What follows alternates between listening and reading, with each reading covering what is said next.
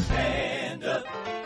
Hello there, my friends, and welcome to another very exciting episode of Stand Up. And I'll be joined today by Maura Quint, who it's been far too long since I taped a conversation with, and boy, is it a good one. Her perspective on so many things helps you see the world so much clearer, if you ask me. And that conversation begins at 30 minutes into today's program.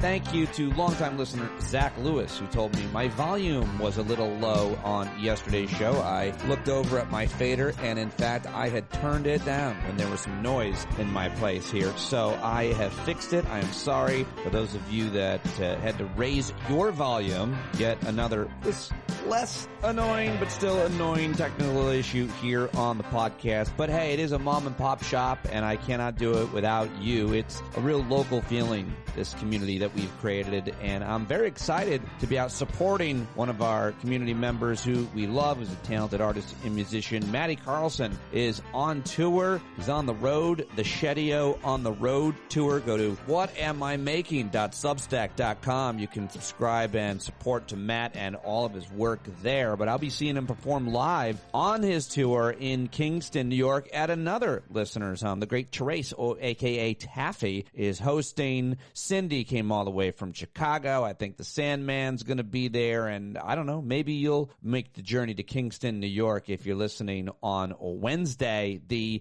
12th of June, 2024. It's an amazing community. I cannot continue to do the podcast without your paid subscription. Each subscription matters so, so much, and if you haven't subscribed, it would be amazing if you did. Could really use your support. As always, patreon.com/PeteDominic. Questions, comments, concerns, email me, standupwithpete@gmail.com. I read most of your emails and get back to as many of them as I can. Send me your nature photos. Vitamin N pictures should be coming in as well. I will share them with every day's podcast post. All right, well, enough housekeeping. Let's get to today's headlines and sound bites, and then my conversation with Maura Quint. Of course, the big story yesterday was that the President of the United States, Joe Biden, who has seen so much trauma and drama and tragedy in his family, saw more when his son was convicted yesterday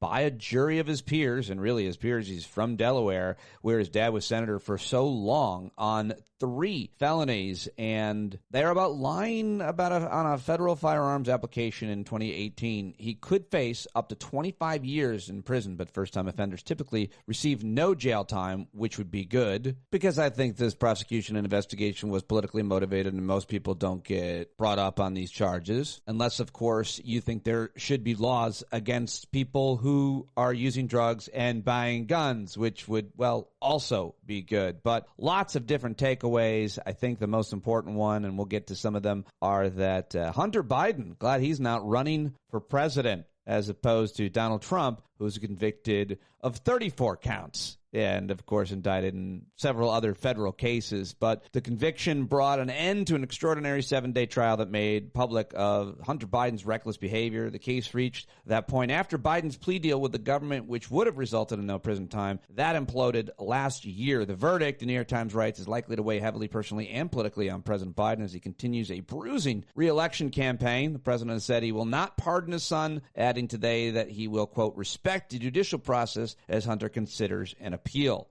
Oh, and by the way, Hunter Biden's legal problems are not over. He still faces tax charges in Los Angeles that are considered even more serious than those in the Wilmington case. That trial scheduled for September. Are you feeling stressed out about your life, your health, your finances, or your marriage? I know it sounds like I've headed into an ad here, but I'm saying because it just gives perspective. I mean, guy is rich. His dad was a senator, but he suffered tragedy as a child. Life is complex. The drug addiction and the all kinds of other issues that the kid has had, the guy Hunter Biden has had, and it's all been under the spotlight and bringing, I think, disgrace and embarrassment to his dad. That's got to be tough.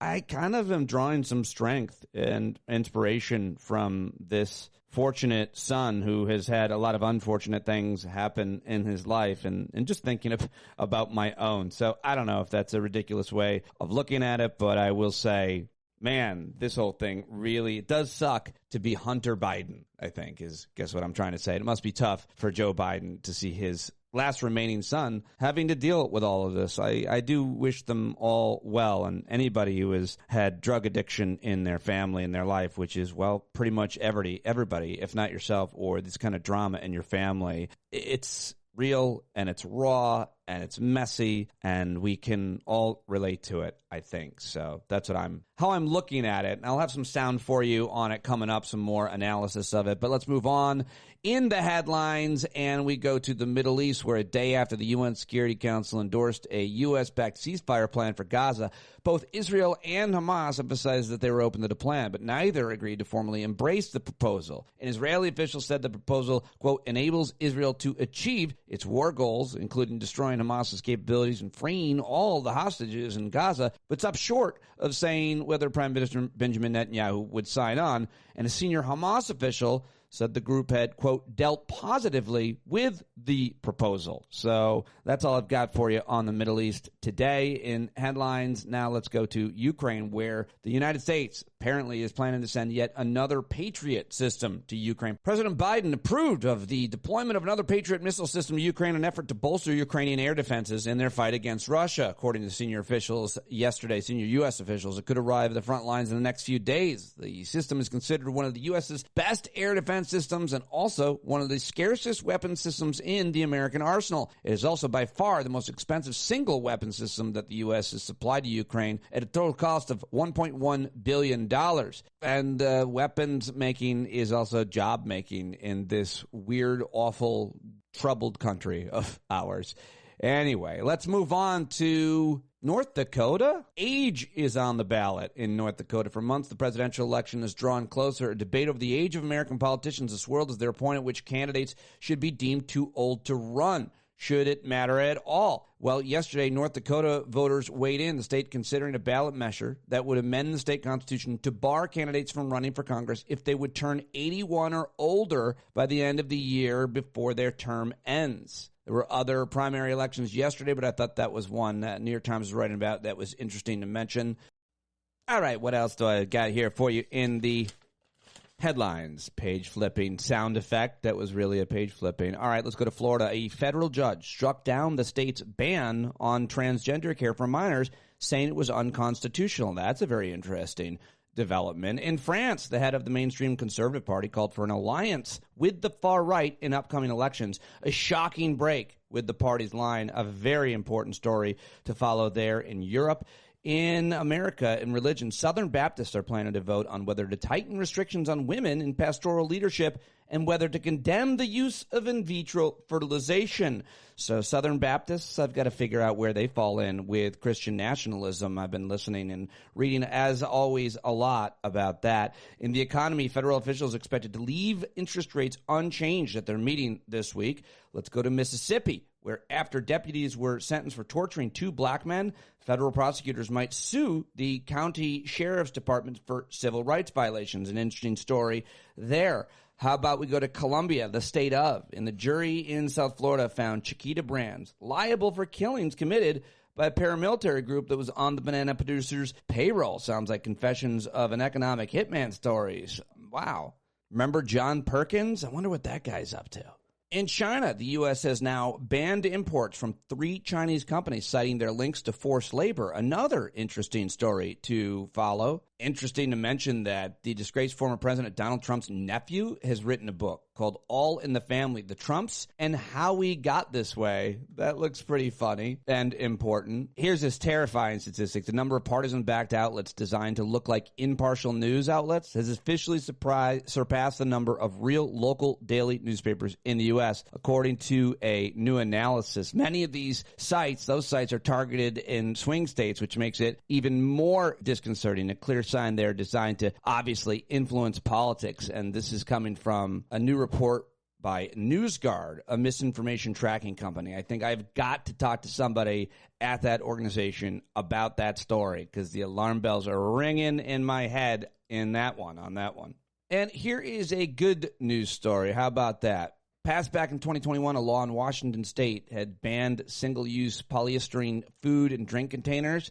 Well, it's now come into effect. It's that single-use foam that breaks up and pollutes waterways for orcas and salmon and so much more. At least 11 states have passed laws to phase it out. And so I think it's really good news that that law has gone into effect, and that is just making me a tiny bit happier. All right, those are the headlines as I read them. There are 145 days until Election Day 2024, and I want to know what stories I should be covering and what guests and political campaigns I should be covering. So email me, standupwithpete@gmail.com. But let's get to the audio now. I'm going to start with about 2.5 minutes from Chris Hayes, who reminds us, or at least sets up, if you didn't know, how the Hunter Biden investigation began and some reactions to that. We'll start there on MSNBC's All In last night.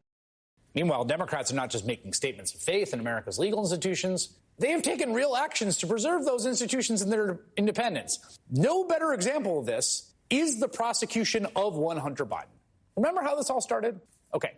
Back in 2018, under David Weiss, the U.S. attorney that Trump appointed in Delaware, the FBI probed Hunter Biden. There were subpoenas, but there were no charges. And remember, Trump grew angry that, quote, his Justice Department hadn't publicized the investigation into his opponent's son during the 2020 election. After Trump lost that election, Republicans on Capitol Hill insisted that President Biden would obstruct justice to keep his son free, and they called for a special counsel to investigate Hunter Biden. Now, when a new president comes in, it is his right to replace any U.S. attorney he wants, and they usually do. Biden replaced all of Trump's appointees at DOJ except for two, John Durham, who Bill Barr had tasked with investigating the Russia probe, a Trump special, and David Weiss, who was investigating his own son. And that's because the new president, at the pains of a possible criminal conviction of his surviving son in recovery, wanted no appearance of impropriety or interference.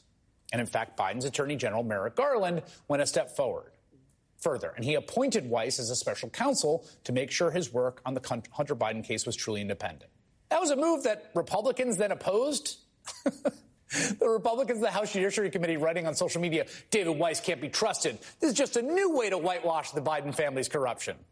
After all of that, and a plea deal that was worked out with Hunter Biden but ultimately rejected by the courts, Weiss ended up charging the president's son for an offense so rarely prosecuted that even Trey Gowdy, the far-right ex-congressman and former federal prosecutor, could scarcely believe it. I did gun prosecutions for 6 years. I went after convicted felons. I went after people who were fugitives from justice. I went after lots of different people who were prohibited from possessing a firearm. But I'll bet you there weren't 10 cases prosecuted nationwide of addicts or unlawful drug users who possessed firearms or lied on applications. I bet there weren't a dozen, which makes you wonder, of all the cases you could be pursuing in Delaware, why are you pursuing this one? All of this was facilitated by Democrats in the White House, in the Department of Justice, and on Capitol Hill, all to try and restore faith in equal justice under the law and the norms of our constitutional order. Meanwhile, Donald Trump flagrantly violated the law and norms at every turn, interfering with the Department of Justice, stewing where he couldn't interfere further, publicly calling for prosecutions. All right, there you go. Let me jump in, Chris. Sorry about that, but I thought that was just some great context for you as I head into some of these other clips. Here's Jared Moskowitz, Democratic congressman. He was on MSNBC last night, putting it this way. No, we had a Republican prosecutor that was handling this case, right? This had nothing to do with Merrick Garland or Joe Biden. In fact, he's been found guilty, right? I mean, the idea that you now see my colleagues across the aisle trying to say this is all part of the plan, I mean, just sounds ridiculous. But there is something that did, or I should say did not happen, Joy, in this case. You didn't see members of Congress going to the courthouse, standing with Hunter, in their men's warehouse suits, holding press conferences. No Democrat is called to defund the FBI or defund the DOJ. No Democrat is calling for civil war. As a result, no, Democrats stand for the rule of law. Remember, law and order.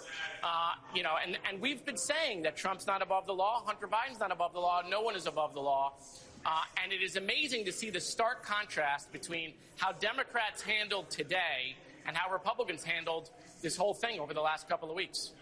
All right, let's head over to Earth 2, Fox News, and Laura Trump had this outrageous and triggering response to the news. He knows what this trial with Hunter Biden was about. This is about smoke and mirrors. This is the red herring. This is a distraction from what you've talked about the entire show, which is that it's not just criminality we're worried about with the Biden family. It's national security we're concerned about. We need to know as American citizens that when Joe Biden, as president of the United States, is making decisions for this country, he's made decisions based on what's best for the American people and not what's best for the bank account of the Biden family. And by the way, Sean. Hey, thank you, Laura Trump. We've heard enough from her. Let's go to the special prosecutor himself. His name is David Weiss, and he thanked Merrick Garland, who, of course, supported this investigation. I am incredibly grateful.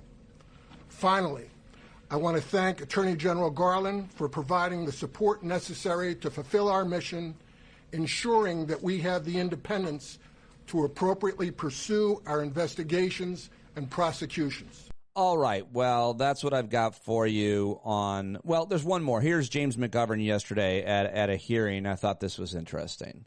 This is Congressman James McGovern of Massachusetts, 2nd District, the fighting 2nd. And as usual, the only Trump derangement syndrome going on around here is on the other side of the aisle. I mean, people are saying that Biden orchestrated the conviction of his own son in order to justify the criminal charges against Trump.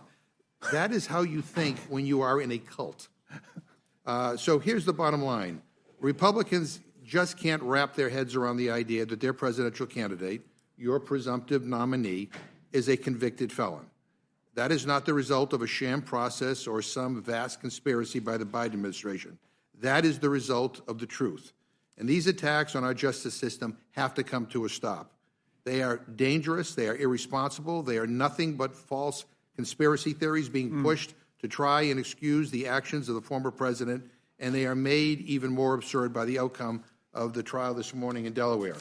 All right. Well, there was another moment from that hearing where a Republican was talking, and Democratic Congressman Gerald Nadler, the old bird, he just chimed in here. And I don't know, this was kind of fun and awkward, but also fine. You know, I've sat here for, 2 hours, probably going to be 3 or 4, and listen to these smoke screens that my friends on the other side of the aisle are saying. They bring up the trial of Donald Trump, convicted felon. Really? By a judge that is a known anti-Trumper? You bring out the Mr. Nadler, I've got the floor. If you're going to interrupt, Mr. Chairman, call him down when he interrupts. It's my time, and I'll let you respond, but I'm tired of this. You talk over everybody. It's so rude of you. But look. All right. Well, there's something far more important than Hunter Biden, far more impactful to all of us. That's the Supreme Court. I've got some audio coming up about a special hearing that was held yesterday in the House where they invited senators like Sheldon Whitehouse. My friend Alex Aronson from Court Accountability was there and testified. But real quick, let me just play for you Paul Ryan on Fox News yesterday, the former Speaker of the House. He does not support Donald Trump for president. He makes the case that Donald Trump loses Republican seats a lot more than he wins. Here's that. You support that? He's cost us a lot of seats. I could probably spend some time and come up with the numbers. He cost us the Senate twice. He cost us the House because he is nominating. He is pushing through the primaries people who cannot win general elections but who pledged fealty to him. That's not a good way to build and grow a party. Ever since 2016, but what's the difference? We've been losing. All right, there you go. Ever since 2016, we've been losing. There's Paul Ryan, who's a disgrace himself. But now I want to get to this other special hearing that took place yesterday. House Democrats called this hearing. Jamie Raskin and Alexandria Ocasio-Cortez partnering along with Jasmine Crockett and several others. And they're the minorities in the House, of course, so they're not ranking members. It's not an official hearing. They don't get to call witnesses and all of the processes and procedures that the party in the majority can do. That's why it matters so much to win the House, because you get to have those investigations and those hearings. But they went around it somehow. Here's Chris Hayes explaining it, setting it up, and then you hear from Congressman Raskin and AOC, and I think this is great and important and exactly what Democrats should be doing, to hold the Supreme Court responsible somehow. Congressman, I'll start with you just about what the agenda was today to convene this. Obviously, you can't call hearings yourself as a ranking member and not the chair. But what were you trying to do today? Well, the oversight Democrats wanted to respond to the national clamor over this crisis of legitimacy at the Supreme Court. And so we analyzed the ethics crisis. We analyzed the political crisis around confirmations that got us into this and the blockaded confirmations of people like Merrick Garland, who was nominated by President Obama to the court. And then we began to talk about what sorts of things could be done, both in the specific case of Justices Alito and Thomas, and then generally about the ethical collapse at the Supreme Court. It's the highest court in the land with the lowest ethical standards. These are the only governmental officials in the land who are not governed by a binding ethics code. There's no process by which we can hold any of them accountable. And so it violates the essential principle that James Madison identified as the heart of our justice system, which is that no man can be a judge in his own cause. So we began to, explore different avenues of holding them accountable. Yeah, Congresswoman, you said something towards the end of the hearing, just saying that it just cannot be the case as sort of a constitutional matter, as an almost intuitive common sense matter, that they are not subject to any checks, right? We have three co-equal branches. There's checks and balances that move between the three directions. And the position which Justice Alito has actually taken on the record, he actually said in a Wall Street Journal interview that Congress has no ability to regulate us whatsoever. What should Congress be doing? What are you brainstorming, basically? Like, what's the conversation about what those checks can be?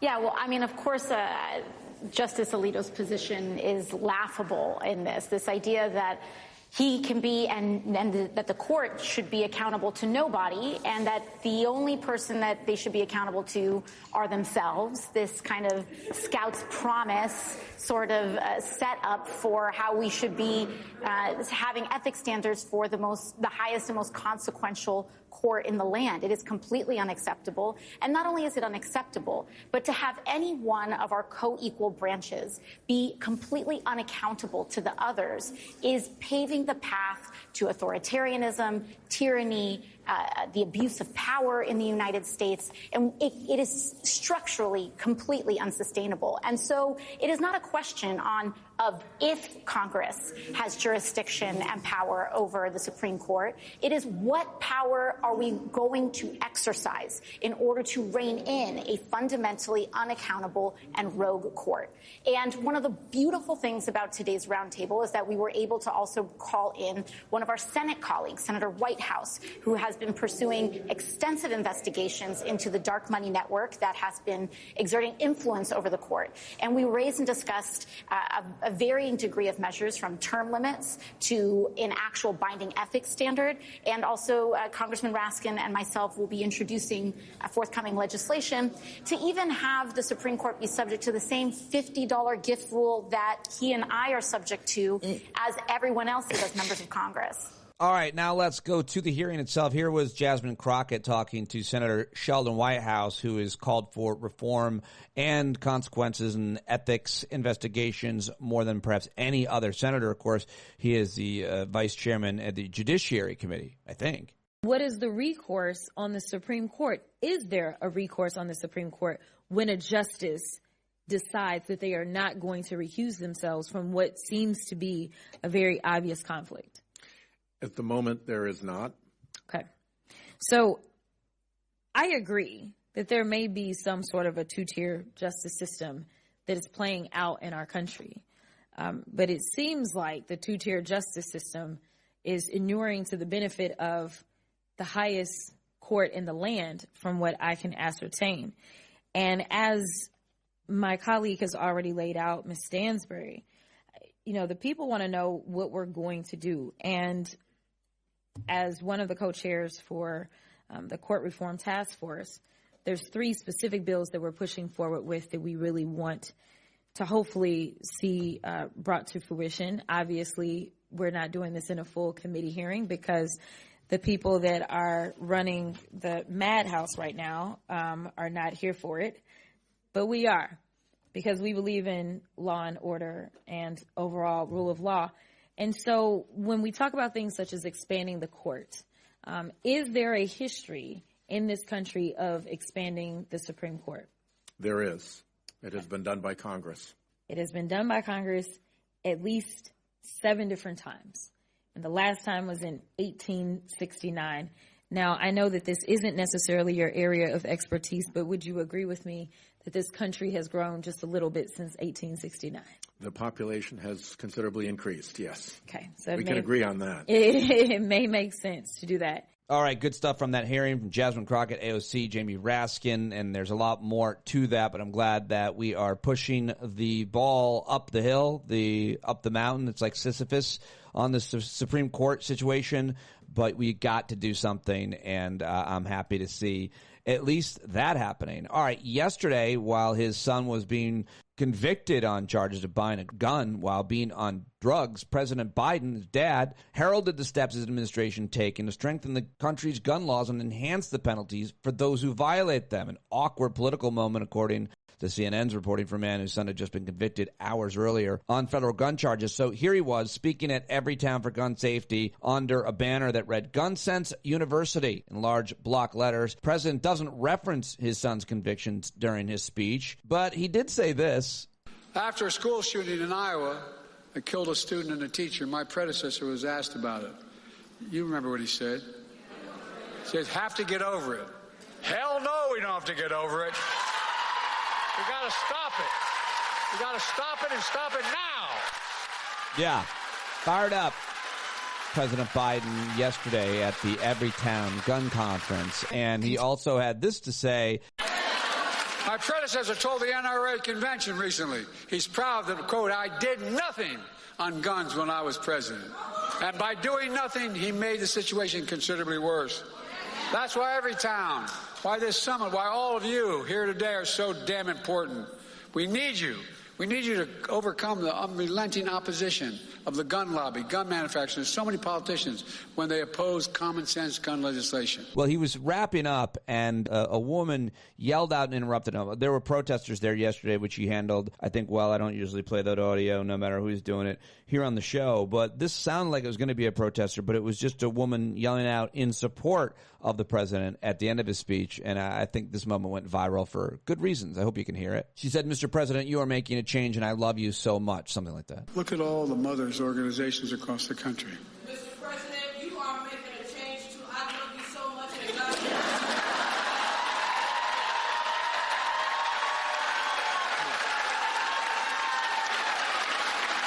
All right, there you go. Those are your sound clips, except for, last and certainly not least, the hilarious comedy from NBC's Late Night with Seth Meyers last night. I like to end the headlines whenever possible on a neutral or good news story, and the sound bites with some laughs, so here we go. Former President Trump held an outdoor rally yesterday in Las Vegas, and temperatures exceeded 100 degrees. It was so bad, Trump began exhibiting symptoms of heat stroke 10 years ago. As temperatures reached over 100 degrees at his outdoor rally in Las Vegas, former President Trump told the crowd that he was, quote, up here sweating like a dog, and he was immediately shot by Kristi Noem. At the same rally, Trump also said that he would eliminate taxes on tips for servers and bartenders by not tipping. In a new interview, I feel like they should give me 5%. I mean, what a story to wait on me. In a new interview, Dr. Phil asked former President Trump how former First Lady Melania Trump is doing, and Trump said, quote, I think good. I think good? That's not how you answer a question about how your wife is doing. That's how you answer a question about how your great Aunt Gloria is doing. I think good. I mean, I feel like I would have seen something on Facebook if she died.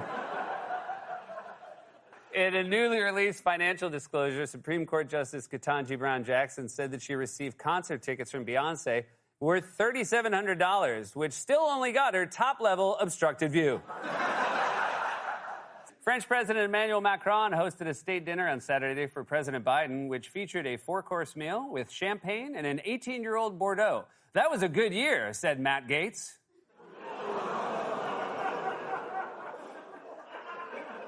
Oh, a lot of Bordeaux fans.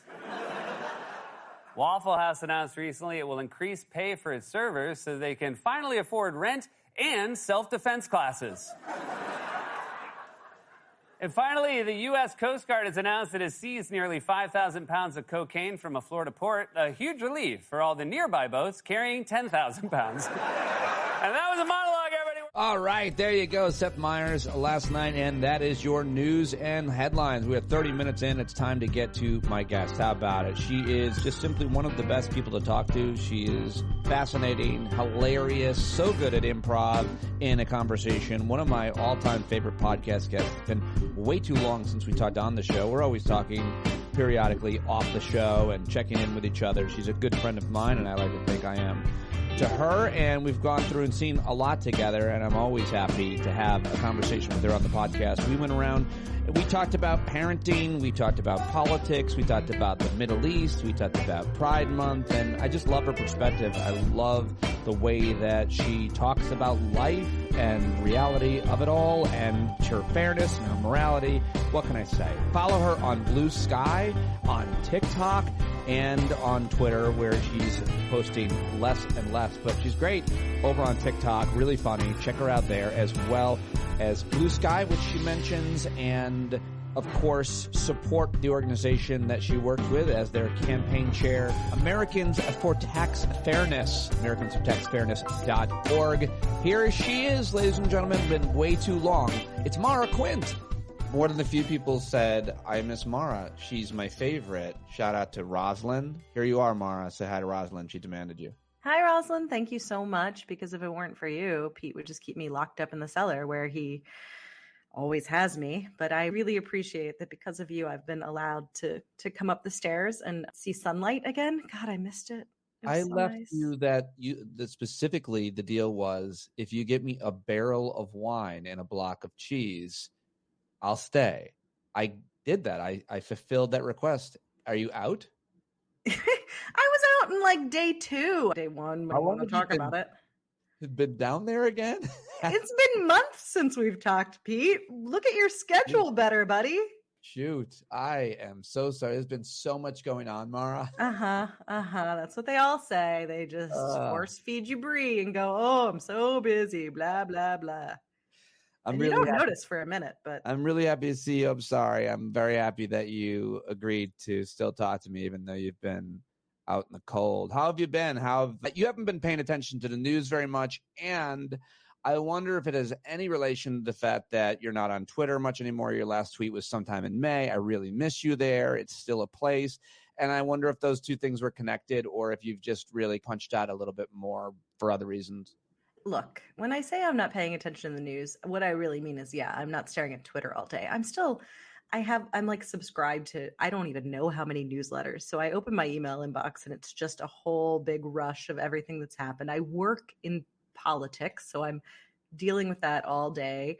And I'm on Blue Sky quite a bit. So I'm seeing it all, but it does feel like, because I'm not reading that constant stream on Twitter, like 24/7, it feels like I have no idea what's going on. That's what my brain is telling me. I'm not checked in. That's very specific. It makes a lot of sense. I haven't been over in the Blue Sky. I'll head back over since you seem to be active there, because I've been a fan of yours for a long time, and there's you and several other people. Like, when you don't tweet, I miss it. I'll go and I'll hit your timeline. I'm like, oh man, nothing in a while, and I just miss it. So I'm happy you're over there doing something similar. You're also TikToking in very funny ways. Yeah, the Blue Sky stuff, it is similar to Twitter, but at the same time, it's dialed down. Like, I'm doing 10% of what I was doing on Twitter. Like, on Twitter, I would be looking at it all the time. I'd be in a meeting, scrolling Twitter. I'd see something, I'd just spout out a reply real quick. Blue Sky, I'll post a couple times a week. I'm not sitting on it in the same way. I'm sure it is much healthier for my brain. I have read books. Do you know how many books I've read in the last 3 months alone? Oh, what kind of books? Fiction? Novels, just fun novels. It's crazy. I hadn't read books in forever. When do you read? I've done some traveling, so I read on planes a lot. And then, I don't know, in the evening sometimes, in bed, that kind of thing. It depends. If I like what I'm reading, I'll read it constantly. And if I'm then it's okay. I'm sitting here. I'll pick it up. Awesome. I'll read a few pages.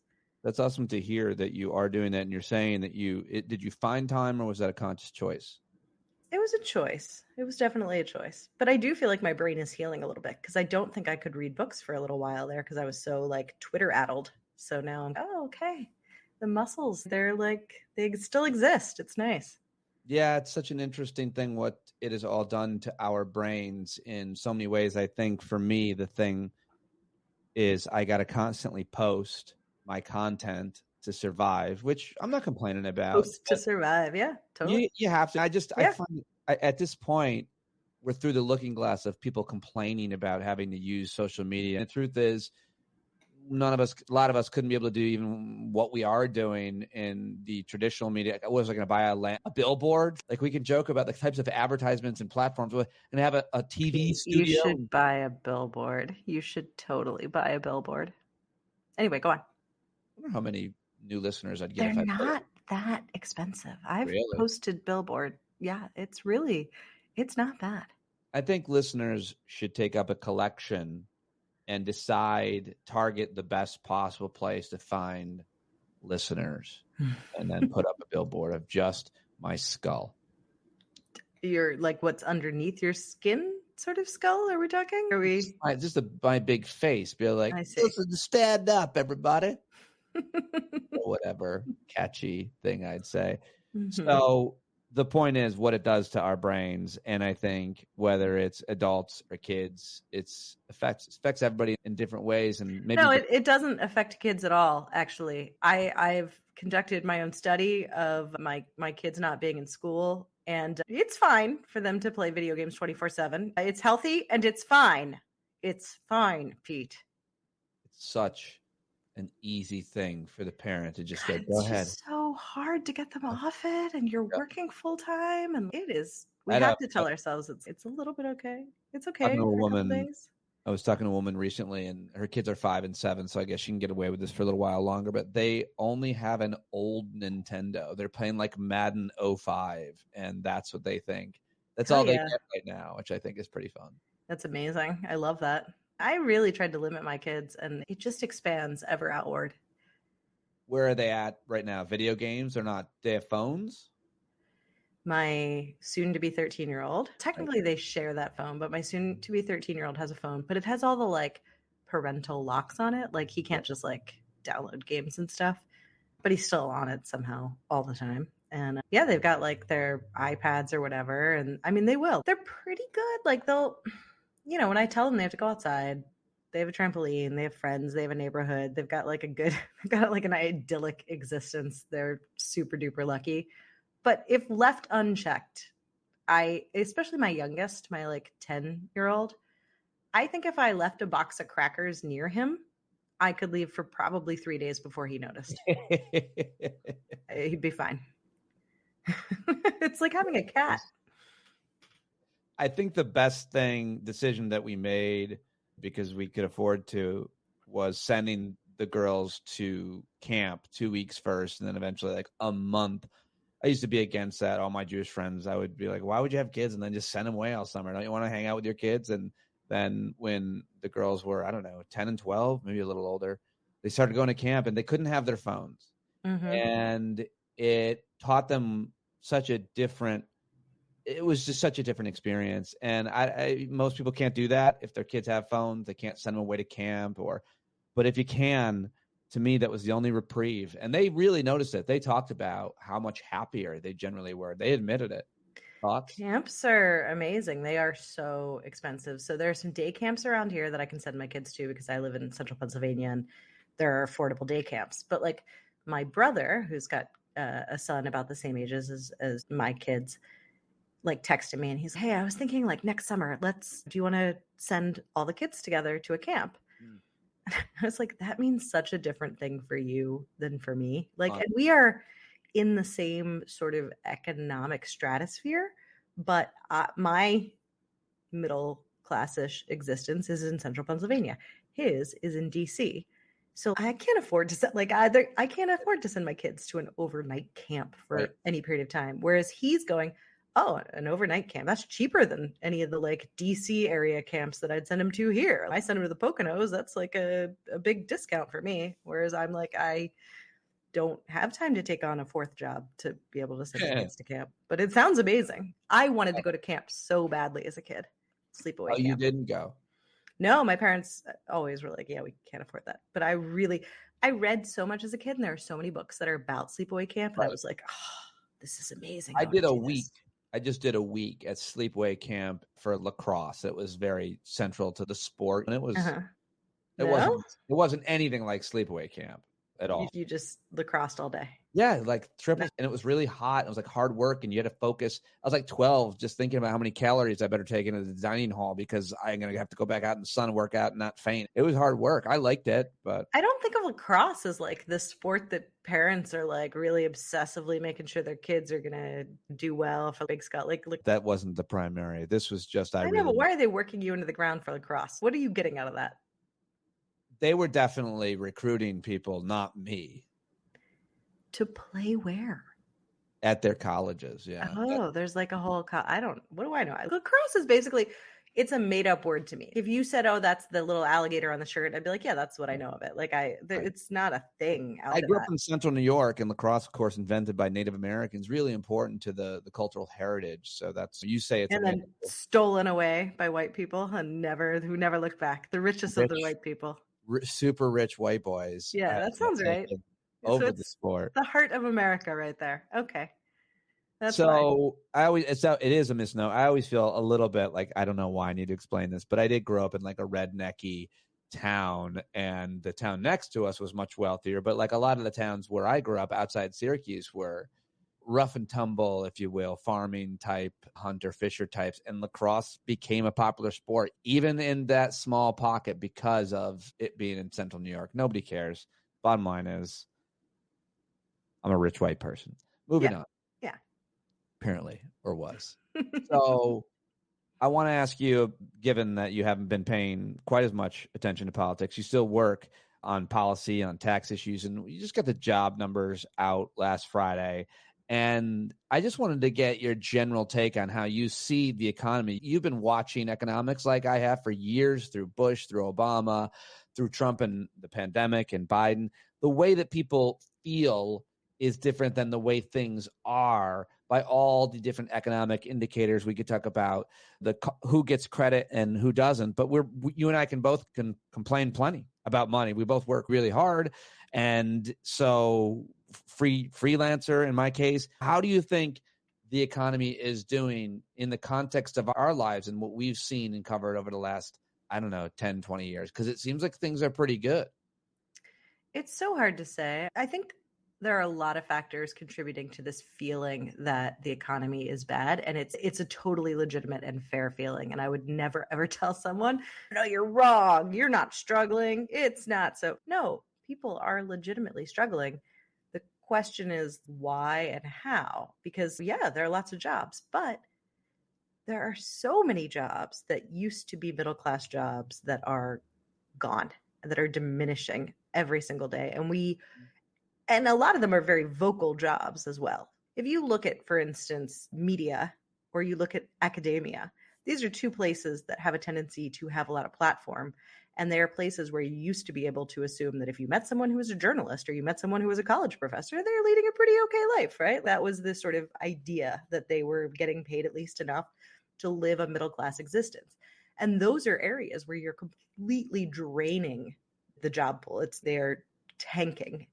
And you have other areas. So like when you see, okay, we have a good jobs report, people are employed. Are they employed in what they want to be doing? Are they employed in ways that go ahead. Sorry. I was just going to add one thing to that, or ask you to, it does feel like even if you have a great job and you like your job, it feels like everybody's working so hard. So maybe much harder, maybe longer hours, things never turn off. Again, it feels, is there anything to that?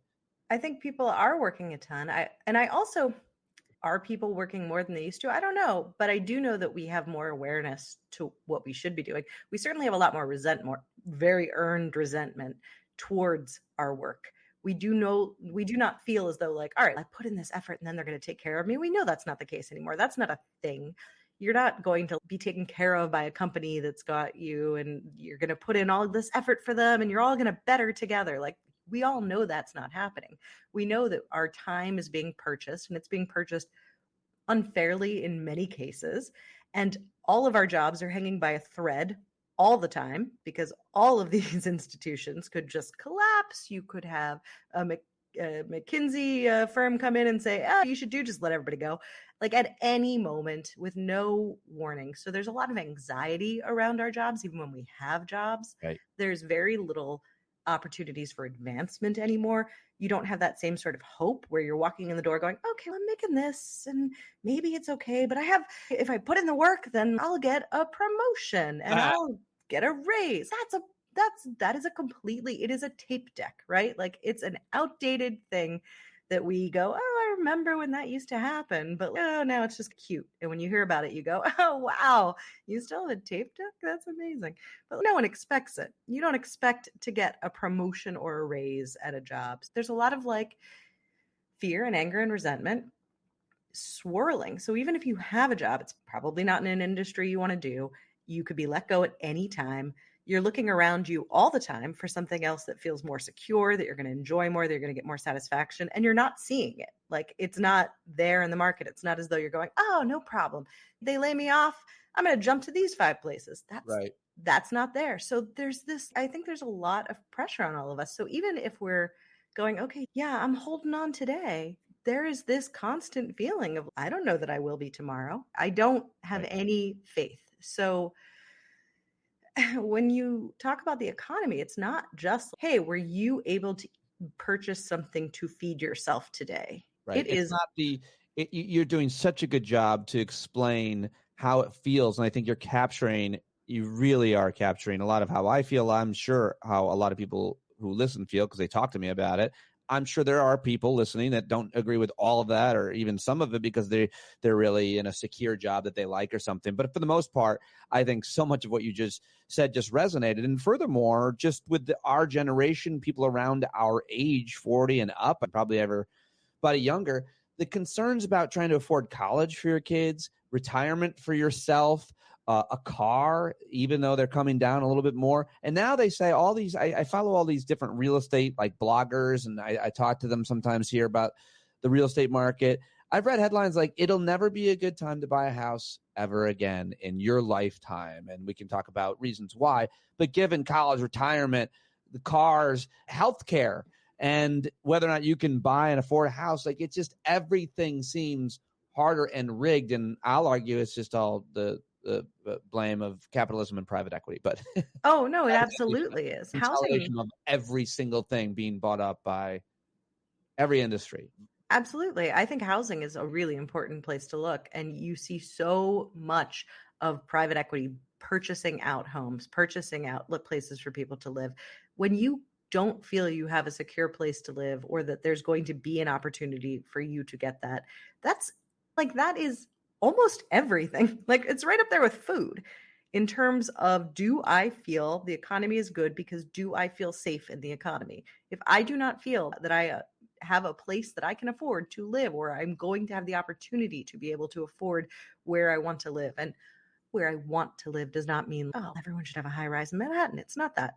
But when you see private equity buying out tertiary cities, like buying out places in anytime you see companies open up and jobs appear, you then see private equity come in and buy up all the housing around that. Like when you're seeing that so repeatedly, and you know that you are rarely, if ever, probably never going to have that opportunity, how can you possibly feel that the quote unquote economy is good? Because you are still holding on for dear life, even if, you could get yourself a sandwich today. Yeah, no, really well said. This is the way I think to look at it realistically. And I think that a lot of people probably feel seen because the way that you describe the struggle around all of it is certainly resonates with me. And I know a lot of other people. So let's get more specific. I wanted to ask you, you're a Jewish person. I am. I don't know how closely you've paid attention to the conflict in the Middle East since October 7th and where we're at today. Do you have complex feelings, nuanced feelings about it all, or is it something more simple that you would say or see about it? How closely are you paying attention to the politics there in Israel and the negotiations around it all? I am paying attention. I have deeply complex feelings about it that I think are probably pretty hard in general to sum up. I absolutely, I mean, the hostage situation is terrible, and I'm happy to anytime I see hostages be released, and I would like to see all the hostages released and returned. I also believe absolutely that Israel's actions are reprehensible and unforgivable. I think that they have made a choice, and when I say they, the Israeli government, Netanyahu, has made a choice to lock in to this particular frame of being, and it's unacceptable, and it's really deeply upsetting. And as a Jewish person who's been meeting with the rabbi because my son will be getting bar mitzvah this year, I'm invested in the Jewish community here. It's been very difficult for me every time I see Jews who have decided to align with the right wing because of this. Really, I think I understand where this protective feeling towards Israel comes. I certainly understand where the concern for the hostages comes from, but I am also concerned with all human life, and Israel's actions are absolutely unforgivable and indefensible. And additionally, Israel continues to set itself up to create this. When we look at, I've seen lots of things recently where it's everyone in Gaza is part of Hamas because you don't see anyone standing up to them, and you're talking about a population of Palestinians who are widely very young, have almost only known a Hamas leadership through their life, through any of their political upbringing, and have really only known an aggressive, hostile neighbor in Israel. Like, why would they? What sort of like love for Israel do you think should have been fostered? Because Israel hasn't been doing it. They have not been putting in work to create neighbors that cared for them. They have been instead repeatedly over the course of a lot of right-wing policy in Israeli government making choices that are exceptionally alienating and infuriating and damaging and horrible. And there is no expectation. They should have no expectation that there would be a populace there that is particularly endeared to them. Of course not. You've created an enemy. You've nurtured that enemy. You've grown that enemy. And now you're going, but it's our enemy. Like, it's a really upsetting situation to me. I've already said way too much. I love your explanation and how granular you got about how you feel about it and how you can see it. I share it completely, I think, but very helpful to hear you explain it that way. And it made me miss talking to you about all of these things because you're so good at talking about them, even off the cuff, no matter what I ask you. And just one more question about that is, do you see you mentioned it's frustrating to see I think you were referring to American Jewish folks turn to the right, turn to supporting Trump and MAGA fascist Republicans as a result of this conflict or just support of Israel overall. I think it's fair to say that in America, when we talk about this issue, Republicans just fully support Israel. That's it. And in Israel, they are run and led by right-wing Republicans, often religious ideologues like our own here. We're more likely Christian. But is it fair to say that in America, on the right and the Republican Party, they're overwhelmingly solidly behind Israel? And on the left, we're very divided on this issue. And is that a fair way to frame it? Yeah, oh, absolutely. I think in general, when you look at the philosophies of Republicans, right-wingers, conservatives, whatever word you want to use for that particular group, you see a lot more tendency to us them and to have very clear definitions of enemy and friend. And I think it's obviously not always the case. We saw a lot of confusion around Ukraine and Russia. I'm not saying that this is, but I do think there is more of a tendency to go, okay, yeah, there's good guys and there's bad guys. There is this sort of really, in my view, childlike ideology of good guy, bad guy. And I do think certainly that the Republicans have got Israel's the good guy. That's our friend. They're the good guys. That's the democracy, quote unquote, in the Middle East. And Hamas is the bad guys. And therefore Palestinians are the bad guys. And they have no problem with that. And that makes very clear sense to them. And then additionally, you have this huge, yet very important to note, overlay of Christianity and this very specific strain of Christianity that is so dominant and prevalent in the right, which basically believes that the Jews need to be in Israel so that Israel can be basically destroyed so that the Messiah can come back and we can get Jesus. There's this whole sort of really intense Jesus narrative running through all of that. And so if the Jews aren't there, then the Jews can't die so that Jesus can come. Like it's real important there. I want you to just talk about Jesus a little bit more, and then we can move on. Speaking of religion and how it animates things, the last thing, at least, there's so many things I want to talk to you about and catch up. It is Pride Month. It is. It's very exciting. What is your life been when it comes to LGBT issues? You've always been friends with a lot of folks in the community, worked with different people in the community. You're really good at talking about it. But personally, how did you come up and were you always on the same side and feeling open about all of it?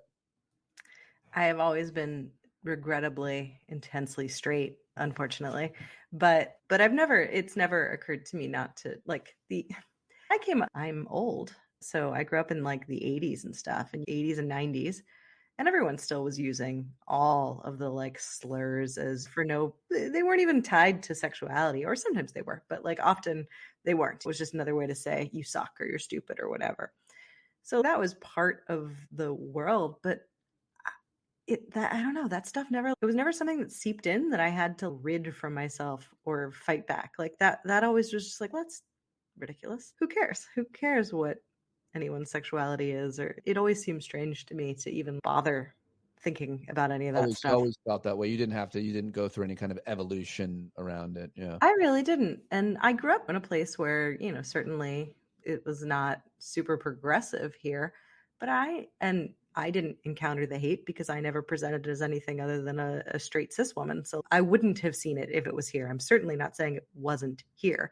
But I am saying that I did not see it in a way that I had to like question or fight or any of those things. I had all of my straight cis privilege, and it never occurred to me to not go, of course, let everybody love is love. That was just a very natural default for me. You know that we lost in our Board of Education all 3 seats, and the campaign that they ran was this whole issue of trans kids being allowed to use the bathrooms, which of course is a New York state law, but they successfully convinced people in my town on Facebook and at board meetings that the board made the rule. That's what they did. And they really motherfucked us. They kicked the shit out of us on that issue.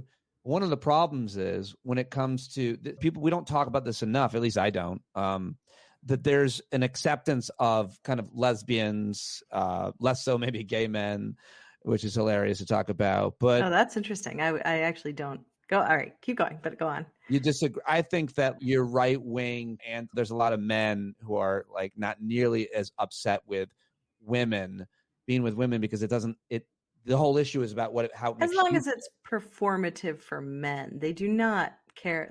A lesbian who has surrounded her community with others of the queer community is hated, I think, more than a straight. I have lots of thoughts on this too, but I actually at this point know a fair amount of straight presenting white cis gay men who are fully accepted into conservative moment. They're economic conservatives, and they're basically there's a lot of them. Saying, and tell me if you disagree with this, because I'm not saying it with any kind of data or scholarship behind it, but I've always just felt like if I'm uncomfortable if I'm a man who's really uncomfortable with gay men and gay sex, it's because of how it makes me feel about my own sexuality and so on, or imagining what it would be like, and it makes me uncomfortable. I don't feel that way about 2 women, so they don't animate me as much. They're my neighbors. I don't care. Every time I drive past them, it's just two women. If 2 gay guys live up the street or in the apartment next door, I don't like that. They're forcing it down my throat. I really don't know. I think you're talking about the sort of porn paradox of it. And if it's 2 women making out because they're doing it for the sort of male gaze, male attention, that's one thing.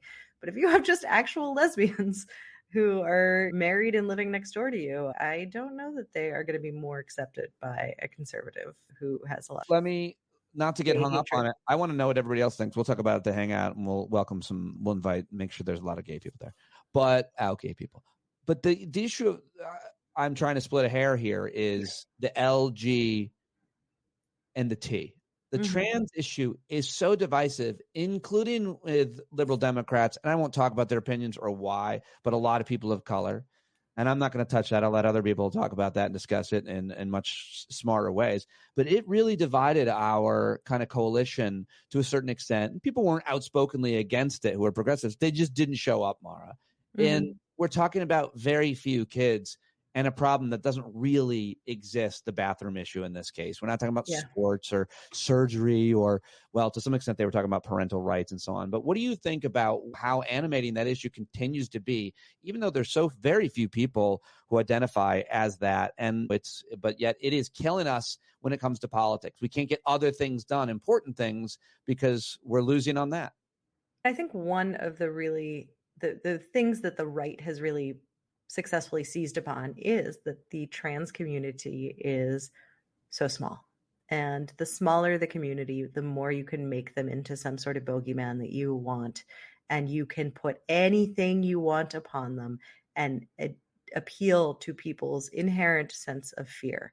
And there is very little that can counter that, because very few people in their immediate communities can go, oh, Becky's trans, she's cool. Like, they don't have that as an instant negator of the fear that is being put in their heads. Right. And I think that the right they did a great job. Like, they found a community that is in fact very small, and therefore it's really much harder, I think, to fight against it in that way, because so much of the fighting really does need to be that kind of personal one-to-one. Oh, but I've met a Muslim person. They seem pretty nice. Right. They like, that makes such a big difference, I think, in ways that like repetitive teaching really can't do, or can't do as effectively.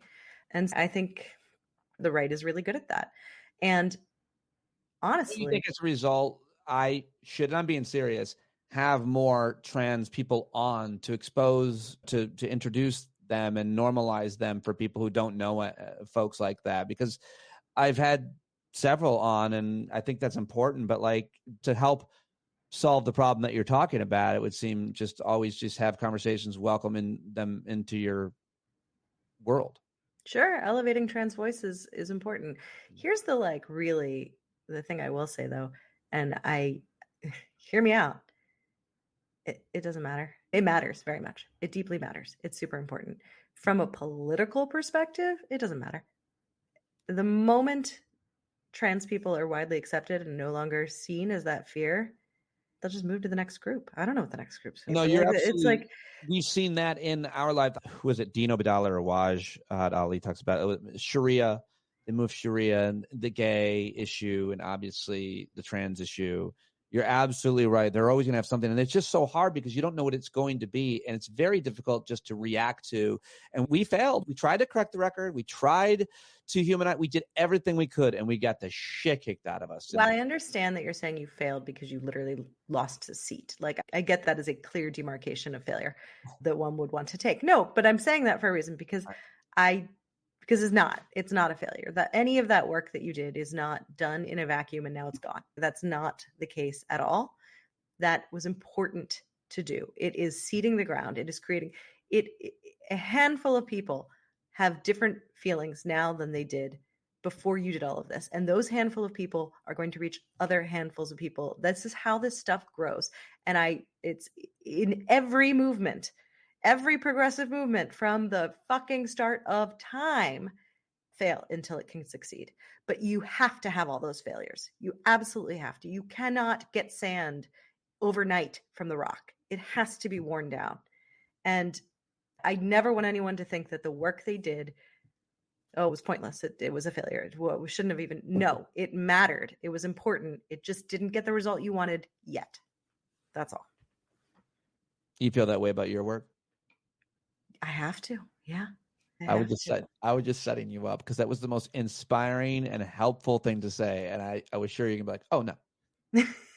I know that's what you wanted, but I couldn't have stone sincerity. Okay, man. Yeah, that was great. It was great. I've missed talking to you this way. We're always talking, but this is great. This is really great. Anything else you want to say about Pride Month, or anything else that you're seeing happening, or anything that you're doing or seeing? Do you ever do any gay bars, celebrations, drag story hours, parades? There was a parade here. I would have gone. I don't like parades, but I like the gay themed parades. I used to do them in LA because they were so big and it was really fun. And they happen here where I am, but I never really, it's like one of those things that I drive through town and I see the banner and I go, oh, and then I realize that it was yesterday. I need to be more on top of that's what that. I did. Yeah. That's what I did. Happens to me all the time. Not just for Pride Month, for everything. Yeah. I'm in a constant state of, that would have been fun. Yeah, always. Thank you very much for talking to me. This is wonderful. Thanks for letting me out of the basement. Yeah, isn't she great? Isn't that great? Wasn't that awesome? Now get back down there, Maura. I'll send some more wine and cheese later on. Go follow her on Blue Sky, on TikTok, on Twitter, and let her know you heard her here on the show. Someday she'll join us for one of our gatherings, and it'll be awesome, and you will all get to experience the wonderfulness that is Maura Quint. Okay, that's all I've got for you here today. Thank you very much for joining me, you bumblebees, here at the end of the greatest. Very, very grateful to have you. I hope to see you tomorrow night at our hangout. Jon Carroll is a multi-Grammy award-winning singer-songwriter, and he sings us in and out every day. JonCarroll.org. Buy this song if you haven't already. Surprise him with a purchase or more.